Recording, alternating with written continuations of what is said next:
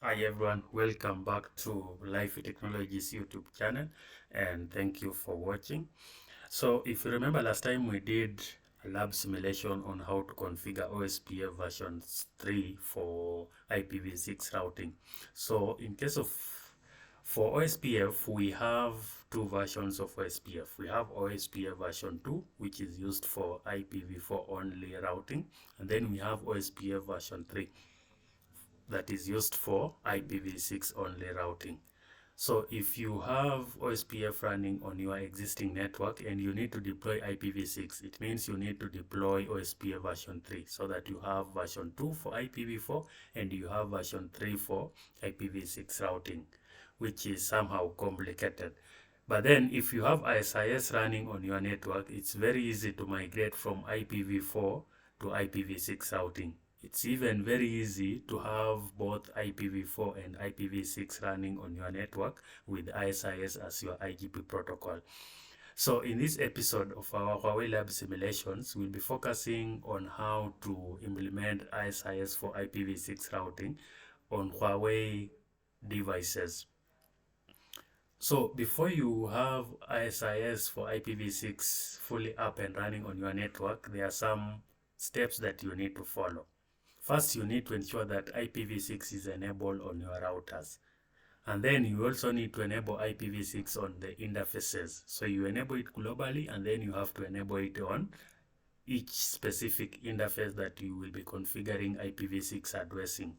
And once you have enabled it globally and on the interfaces, you can now configure IPv6 on the interfaces, and then you can have your ISIS IPv6 enabled and up and running.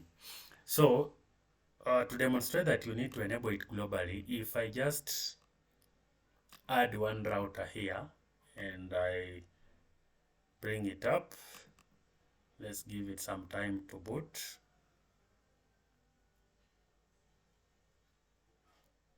If we don't enable IPv6 globally or even enable it on the interface before assigning IPv6, we will not be able to assign IPv6 addresses on the interfaces. So if I go into the system view and under interface gig 00, I try to run the IPv6 command. You see we only have one, which is IPv6 enable. So we first need to enable it on the interface. And if I run this IPv6 enable command, you can see that it's telling us that we need to enable IPv6 globally on the router. Then we'll be able to assign IPv6 on this interface. If I just undo IPv6 enable, then I try to configure IPv6 address on this interface.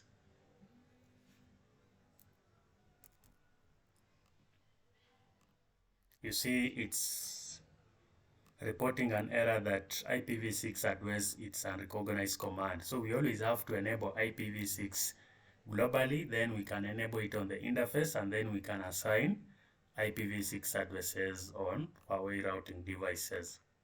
So I will just delete this router and then we can go back to our slide. So there are steps. First, we need to enable IPv6 routing on routers globally, and then we need to enable IPv6 addressing on each single interface. So you go under that interface and then you need to run the command IPv6 enable. Once you've enabled on interface, now we can proceed to assign IPv6 addresses on interfaces, and then we can configure ISIS. Remember, for ISIS, we are not configuring different processes for IPv4 and IPv6. We just need to enable IPv6 routing under ISIS process that is running on the router. Then we'll be able to have IPv6 addressing information exchanged between the routers. So once we've configured our ISIS process and enabled IPv6 routing, we can now enable ISIS on interfaces, and then our network will be up and running. So for the configuration part, as usual, I've already prepared the configuration and configured the routers, but we need to go through the configuration so that we understand what is being implemented on this network. So the first part, as I mentioned, we need to enable IPv6. So under the system view, you run the IPv6 command. This one indicates that you have enabled IPv6 on global. Then under the interfaces, you need to run this IPv6 enable command, which enables IPv6 addressing, and then you can go ahead and assign IPv6 addresses on this network. So you can see we have assigned different IPv6 addresses in subnets for the network, for the interconnect between the different routers. So on router 2, we are doing the same. We are enabling IPv6 globally, and then we are assigning IPv6 addresses on interfaces after enabling IPv6 on each interface. So router 3 is the same. Enable IPv6 globally and then assign IPv6 address on the interfaces. Same is on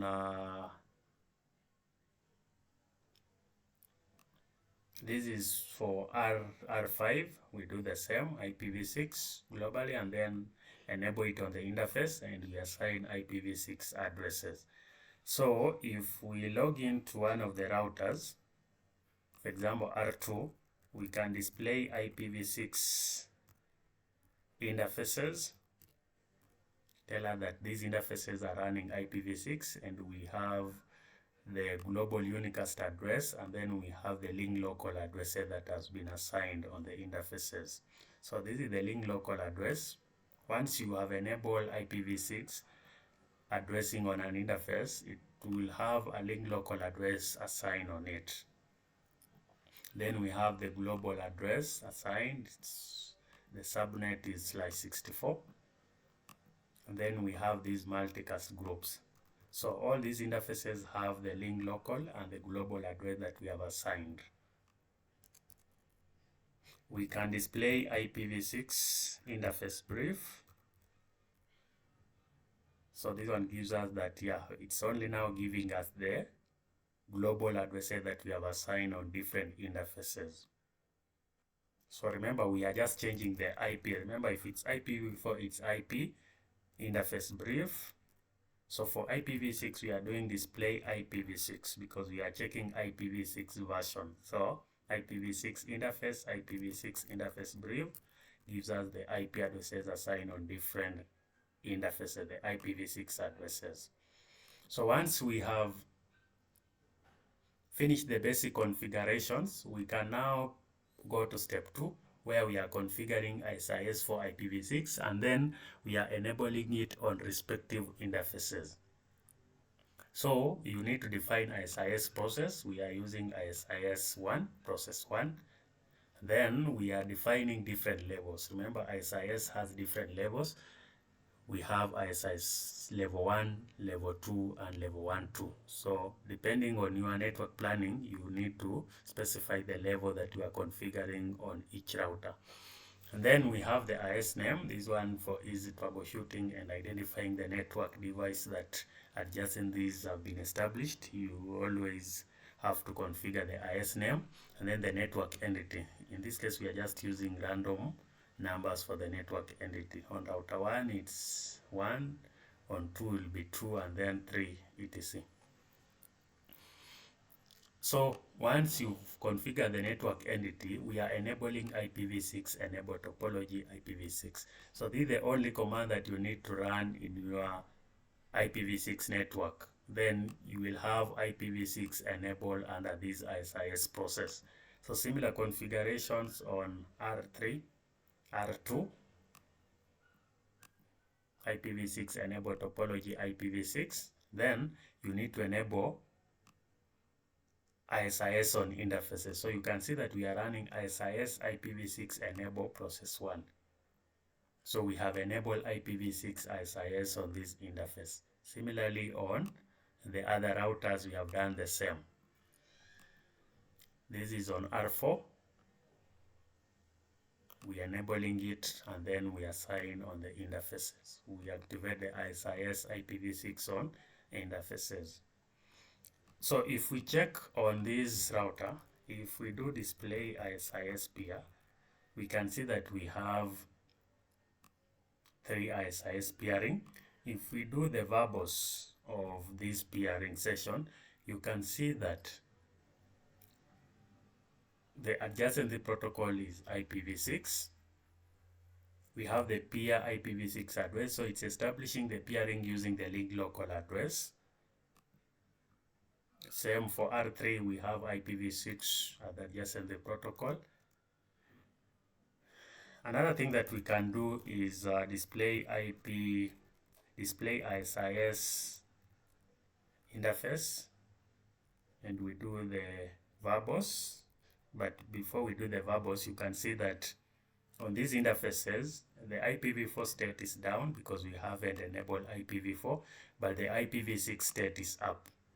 So it means our interfaces are running ISIS for IPv6.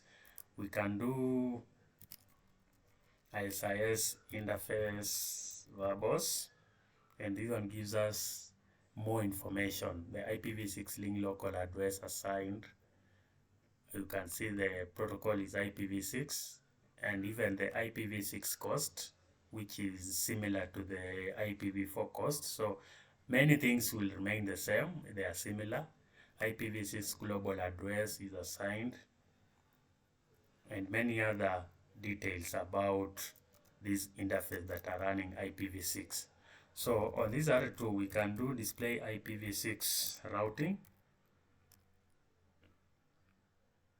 You can see that we are getting routes via ISIS, and the next hop is always the link local address for the peer end.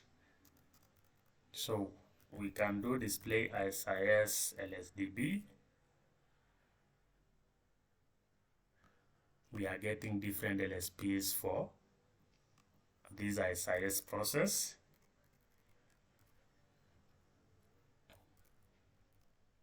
Nothing much on this command, but as you can see, our ISIS process is running on these routers. We can also verify on IPv4, display ISIS peer, display ISIS interface.